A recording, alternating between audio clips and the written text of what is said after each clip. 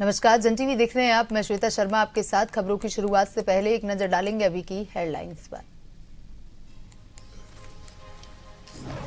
संसद में आज पेश होगा महिला आरक्षण और परिसीमन से जुड़ा विधेयक। अमित शाह दोनों सदनों में देंगे जवाब।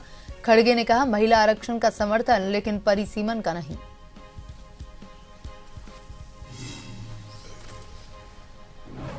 लोक भवन में बहुउद्देशीय भवनों का लोकार्पण कार्यक्रम। सीएम पुष्कर सिंह धामी करेंगे शिरकत। देहरादून से रुद्रप्रयाग तक बैठक, निरीक्षण और कई कार्यक्रमों में करेंगे शिरकत।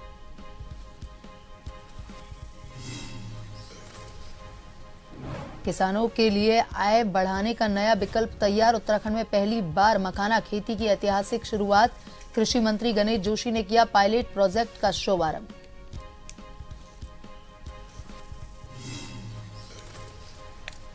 सेवानिवृत्त कर्मचारी को हाईकोर्ट से बड़ी राहत। बिना नोटिस पेंशन बंद करना कोर्ट ने माना गंभीर मामला। राज्य सरकार से 4 हफ्ते में मांगा जवाब। अगली सुनवाई तक आदेश के प्रभाव पर रोक। काशीपुर में गेहूं खरीद को लेकर किसानों का उग्र प्रदर्शन। क्रय केंद्र में तोड़फोड़। गेहूं में लगाई गई आग। लिमिट तय न होने से भड़के किसान। मंडी समिति में हंगामा।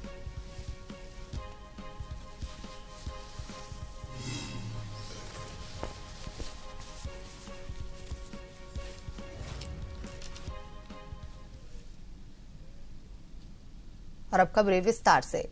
संसद में आज महिला आरक्षण कानून में संशोधन से जुड़े 3 बिल पेश किए जाएंगे। कानून मंत्री अर्जुन राम मेघवाल 2 विधेयक पेश करेंगे, जबकि केंद्रीय गृह मंत्री अमित शाह 1 विधेयक पेश करेंगे। इन पर चर्चा के लिए 18 घंटे का समय तय किया गया है और इसके बाद राज्यसभा में 10 घंटे चर्चा होगी। पीएम मोदी कल ही चर्चा के दौरान अपनी बात रख सकते हैं और इन बिलों में महिलाओं को लोकसभा और विधानसभा में 2029 से 33% आरक्षण देने का प्रस्ताव है। इसके लिए 3 दिन का विशेष सत्र बुलाया गया है। संशोधन बिल में लोकसभा सांसदों की संख्या अधिकतम 850 करने का प्रस्ताव है। मौजूदा संख्या 543 है। राज्यों में अधिकतम 815 और केंद्र शासित प्रदेशों में 35 तक सीटें होंगी। सीटों की सटीक संख्या तय करने के लिए परिसीमन भी किया जाएगा। 773 सीटें महिलाओं के लिए आरक्षित होंगी। बिलों पर 16, 17 और 18 अप्रैल को चर्चा होगी। भाजपा, कांग्रेस समेत सभी दलों ने अपने सांसदों को संसद में मौजूद रहने का व्हिप जारी किया है। सरकार को बिल पास कराने के लिए 2/3 बहुमत की जरूरत होगी। विपक्ष परिसीमन का विरोध कर रहा है। संसद से मंजूरी मिलने के बाद यह कानून 31 मार्च 2029 से लागू होगा और उसी साल होने वाले लोकसभा चुनाव में पहली बार प्रभावी होगा। प्रदेश के मुख्यमंत्री पुष्कर सिंह धामी आज दिन भर कई कार्यक्रमों में शिरकत करेंगे। सीएम ने दोपहर में करीब 12:15 पर रुद्रप्रयाग पहुंचकर जिला प्रेस क्लब के 20 वर्ष पूर्ण होने के अवसर पर आयोजित कार्यक्रम में शिरकत करेंगे। दोपहर 1:05 पर भाजपा जिला कार्यालय में भारत रत्न डॉक्टर भीमराव अंबेडकर जयंती पर आयोजित कार्यशाला में शामिल होने का सीएम का कार्यक्रम है और वहीं 2:30 पर चारधाम यात्रा मार्गों और सुविधाओं का स्थलीय निरीक्षण करेंगे। शाम 4 बजे गुप्त काशी में जनपदीय अधिकारियों के साथ चारधाम यात्रा व्यवस्था को लेकर अहम बैठक की अध्यक्षता करेंगे और इसके बाद शाम को देहरादून स्थित मुख्यमंत्री कैंप कार्यालय में शासकीय कार्य निपटाएंगे।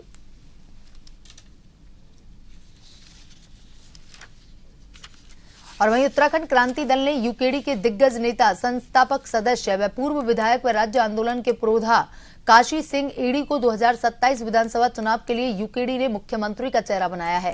प्रदेश में काशी सिंह एडी के नेतृत्व में उत्तराखंड क्रांति दल चुनाव लड़ेगा। बुधवार को यूकेडी नेता काशी सिंह एडी लोहाघाट पहुंचे। लोहाघाट पहुंचने पर चंपावत जिला प्रभारी प्रहलाद सिंह मेहता के नेतृत्व में यूकेडी नेताओं ने फूलमालाओं से उनका जोरदार स्वागत किया। प्रेस वार्ता कर एडी ने कहा, पार्टी के द्वारा मुझे मुख्यमंत्री पद का उम्मीदवार बनाए जाने के लिए मैं पार्टी के समस्त पदाधिकारी व कार्यकर्ताओं को धन्यवाद देता हूं। कहा, यूकेडी वही पुराने जोश के साथ 2027 विधानसभा का चुनाव लड़ेगी और उत्तराखंड में जनता के सहयोग से सरकार भी बनाएगी।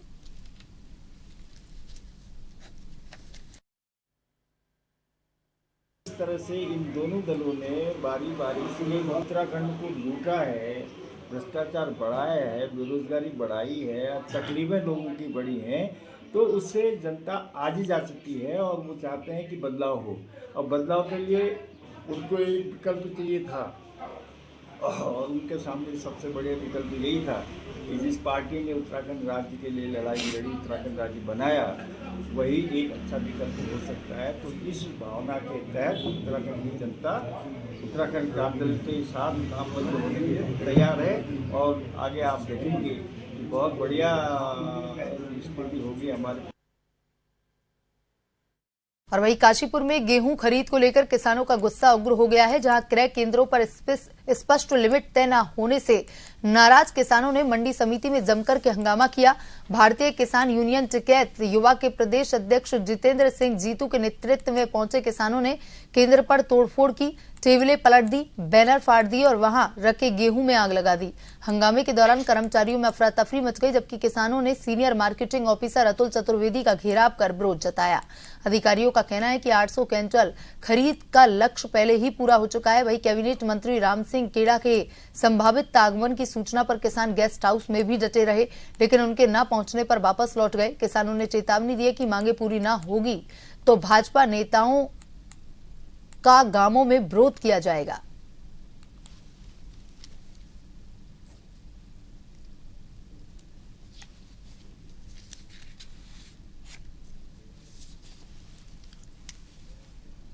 हरिद्वार के लक्सर क्षेत्र में मखाना खेती की औपचारिक शुरुआत हो गई है। प्रदेश के कृषि मंत्री गणेश जोशी ने गंगदासपुर बालावाली गांव में खुद मखाना रोपण कर इस पायलट प्रोजेक्ट का शुभारंभ किया। बिहार की एक संस्था द्वारा उत्तराखंड में पहली बार मखाना खेती की शुरुआत की गई है। यह पायलट प्रोजेक्ट किसानों के लिए नई संभावना लेकर आया है। इस मौके पर कृषि मंत्री ने संस्था को बधाई देते हुए कहा कि केंद्र सरकार मखाना उत्पादन को बढ़ावा देने के लिए लगातार प्रयास कर रही है। कृषि मंत्री ने कहा कि पुष्कर सिंह धामी के नेतृत्व में राज्य सरकार किसानों की आय बढ़ाने के लिए लगातार काम कर रही है और मखाना खेती इस दिशा में एक अहम कदम साबित होगी। मखाना खेती उत्तराखंड के किसानों के लिए आय बढ़ाने का एक नया विकल्प बनेगी। सरकार इस दिशा में हर संभव सहयोग दे रही है, जिससे किसान आत्मनिर्भर बन सके। यहाँ की दो बहनें बेटियां सोनल जैन मंजू भसीन द्वारा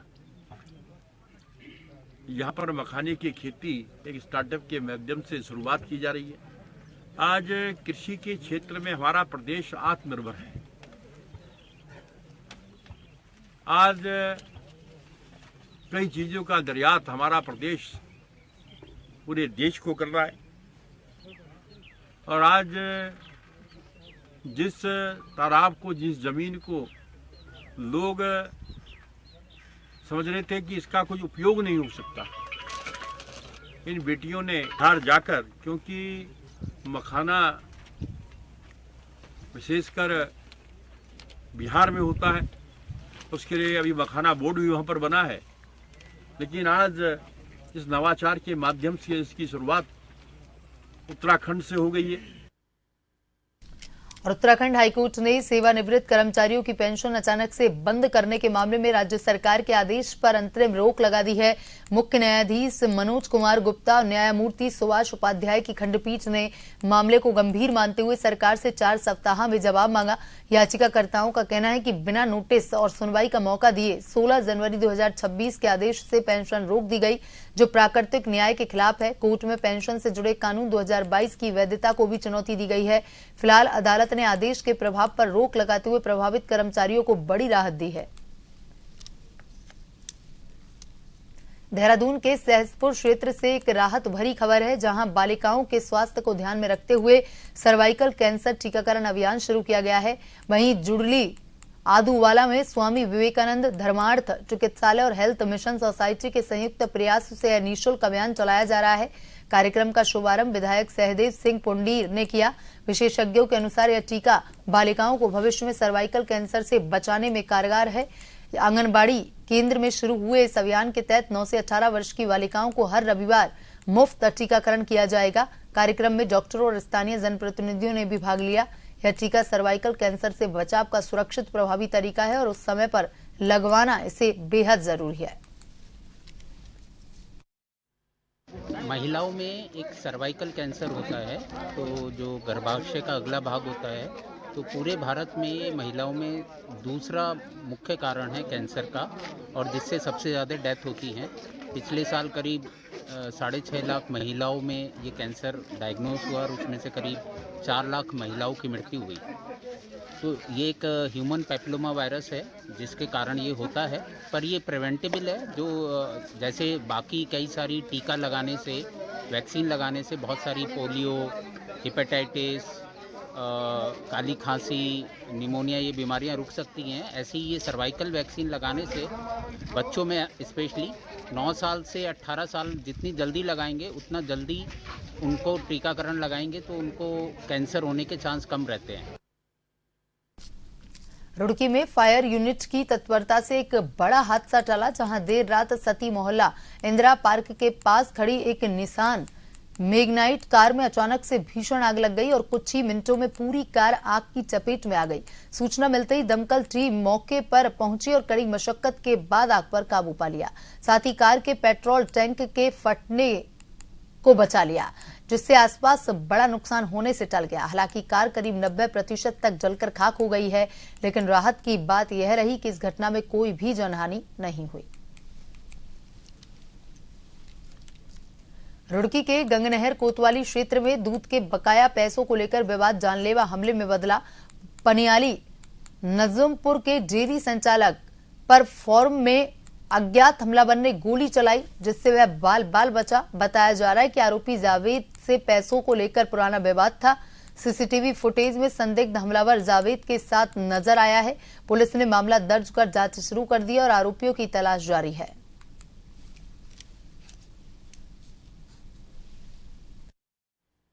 मैं यहाँ पे बैठा था तो मैं देखा उधर से एक लड़का आ रहा, तो यहाँ खड़ा होकर मैंने देखा, मैं कहा भाई पता नहीं कौन आ रहा।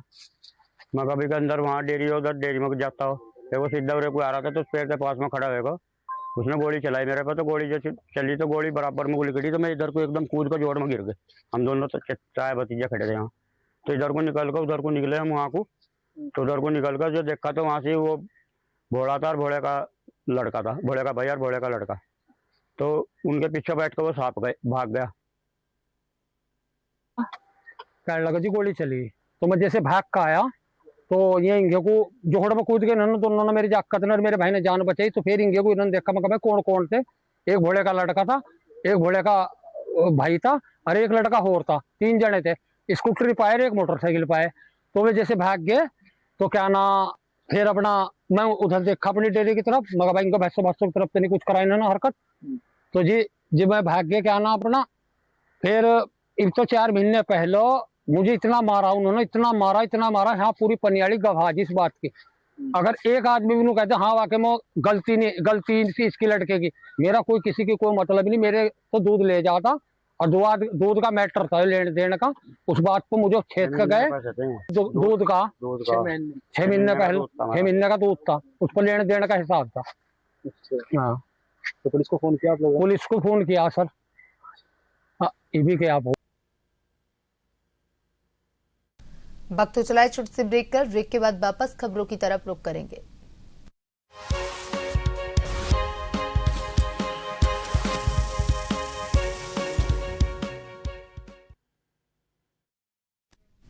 ब्रेक के बाद एक बार फिर से आपका स्वागत है। ये बढ़ते हैं खबरों की तरफ।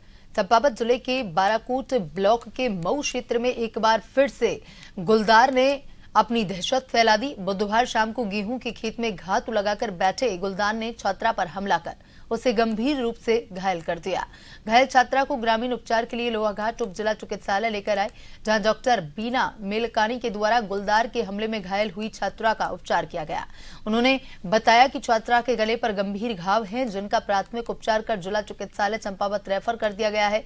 वहीं सूचना पर जिलाधिकारी चंपावत मनीष कुमार लोहाघाट उप जिला चिकित्सालय पहुंचे, जहां उनके द्वारा घायल छात्रा का हालचाल जाना गया। चिकित्सकों ने छात्रा के स्वास्थ्य के बारे में भी जानकारी ली।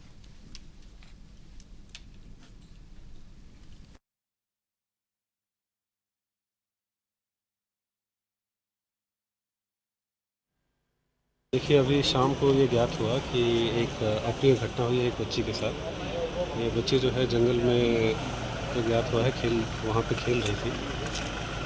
इसके क्रम में इनको तत्काल रूप से फौरी सहायता देते हुए अभी हम लोग डिस्ट्रिक्ट हॉस्पिटल में इनका जो प्रारंभिक इलाज है वो करा रहे हैं।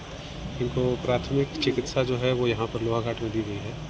हमारे पास 17 साल की एक लड़की आई थी जिसको गुलदार ने मारा था, जिसके चेहरे एवं गर्दन पे चोट के निशान हैं।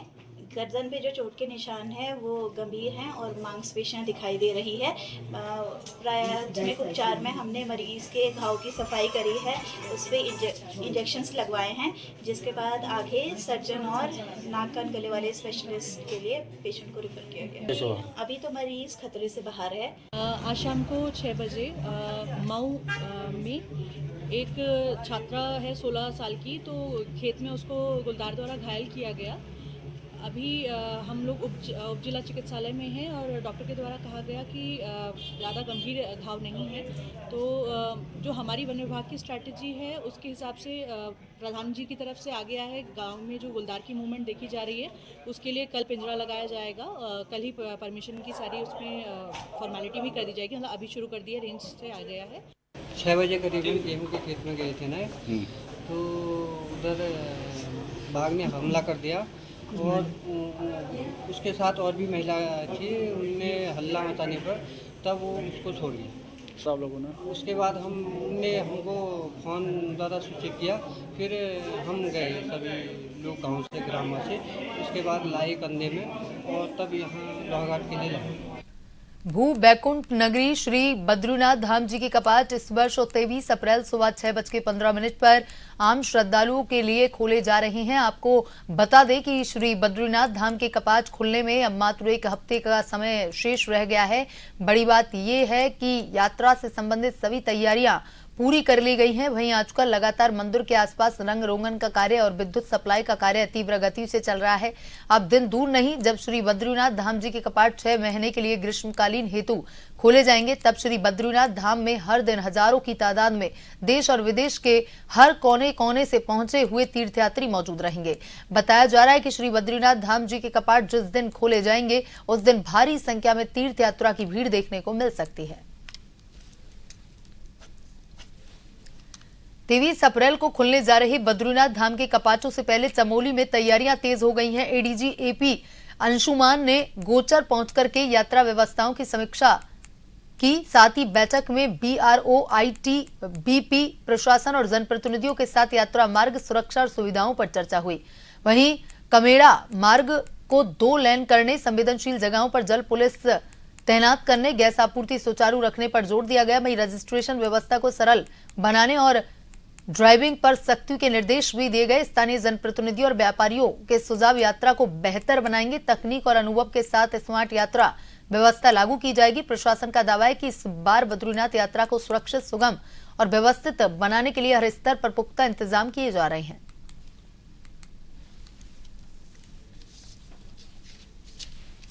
उत्तराखंड में इस बार चारधाम यात्रा 19 अप्रैल से शुरू हो रही है, जिसके 3 दिन बाद 22 अप्रैल को बर्फ की चादर के बीच केदारनाथ धाम के कपाट खुलेंगे। यहां श्रद्धालुओं के लिए ग्लेशियर काटकर स्नो कॉरिडोर तैयार किया गया है, जिससे वे बर्फ की ऊंची दीवारों के बीच से होकर बाबा केदार के दर्शन कर सकेंगे।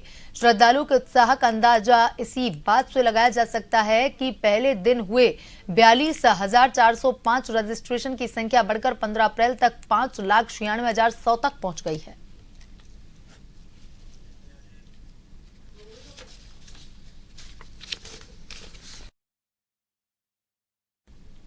और नजर डालेंगे अभी की हेडलाइंस पर। संसद में आज पेश होगा महिला आरक्षण और परिसीमन से जुड़ा विधेयक। अमित शाह दोनों सदनों में देंगे जवाब। खड़गे ने कहा महिला आरक्षण का समर्थन, लेकिन परिसीमन का नहीं।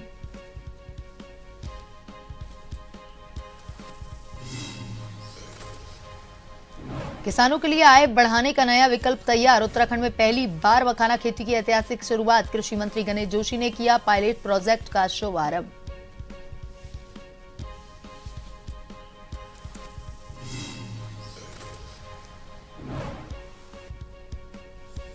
और वहीं किसानों के लिए आय बढ़ाने का नया विकल्प तैयार। उत्तराखंड में पहली बार मखाना खेती की ऐतिहासिक शुरुआत। कृषि मंत्री गणेश जोशी ने किया पायलट प्रोजेक्ट का शुभारंभ। सेवानिवृत्त कर्मचारियों को हाईकोर्ट से बड़ी राहत, बिना नोटिस पेंशन बंद करना। कोर्ट ने माना गंभीर मामला। राज्य सरकार से 4 हफ्ते में मांगा जवाब। अगली सुनवाई तक आदेश के प्रभाव पर रोक। काशीपुर में गेहूं खरीद को लेकर किसानों का उग्र प्रदर्शन। क्रय केंद्र में तोड़फोड़, गेहूं में लगाई आग। लिमिट तय न होने से भड़के किसान, मंडी समिति में हंगामा।